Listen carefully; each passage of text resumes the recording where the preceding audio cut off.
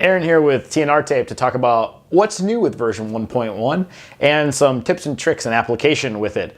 So we have your standard Tyvek test number. When you order for the first time with us, we'll always include one of these and some extra adhesive squares. And I've pre-applied them to the back of the number. Also taking care to really use my fingers to push the adhesive into the number. That's very important during peel off to prevent adhesive transfer to the jersey. So you just want to always work in the adhesive as best as you can with your finger across the entire adhesive square into the number.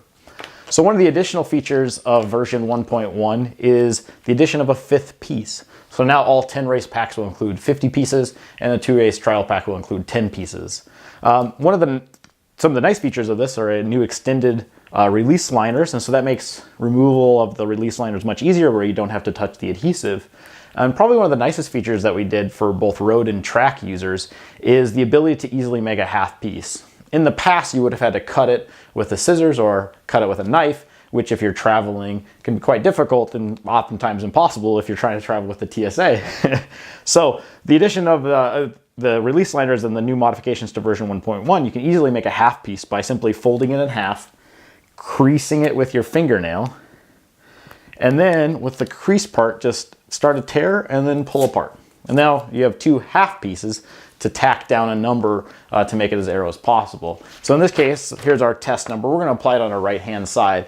And typically, if you had just used, let's say 4 safety pins or 4 adhesive pieces, you can sometimes have a problem where you end up with a number that has a flap. Not great if you're trying to be arrow. And so what we're going to use these extra half pieces to tack against the leading edges. So this location here and the location on the top, the 2 places where the air is going to most likely catch that. So I'm going to take my half piece here. I'm just going to apply it to the number. And again, I'll take care to really push my fingers, use my fingers to really push that adhesive in contact with the number. And again, that prevents adhesive transfer during peel off. So very important during the application process to do that. Okay, so again, we're just gonna work it in with my finger. Okay, so now what we'll do is we'll remove the backing to the adhesive. No, we do have these new tabs that are much easier to get at. So you don't have to pick at the adhesive with your fingernail like you would have had to done in the past. So go ahead and peel all these off quickly.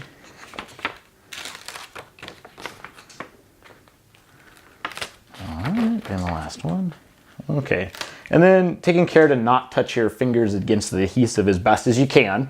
That will prevent dirt and other things from getting attached to it. We're gonna apply the number. And so for this case, we're gonna do it again on the right-hand side.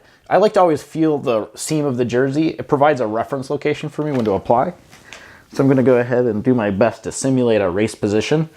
By yourself, of course, this looks a little weird, but it's pretty easy to do. So go ahead and we'll tack it down. Then we'll just make sure that we wrap it around as tight as we can to give a nice arrow number, okay? And another very important thing is to really want to apply it with a clean jersey, clean dry jersey, and usually about 15 minutes before your race if you can. But one of the most important things is to really work the adhesive into each location that you have it applied.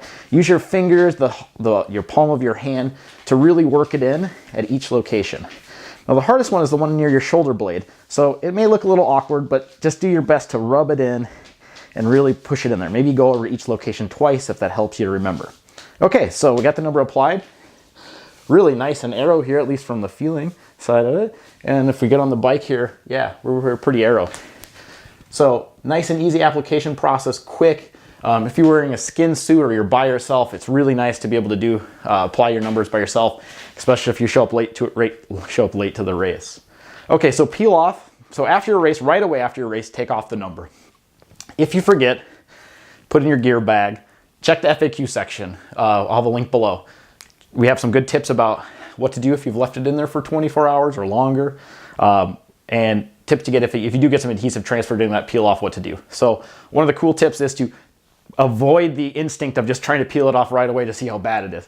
Instead, stick it in your freezer, let it sit in there for 10 to 15 minutes. That'll firm the adhesive up. It'll also reduce its adhesion, and then you can peel it off easy.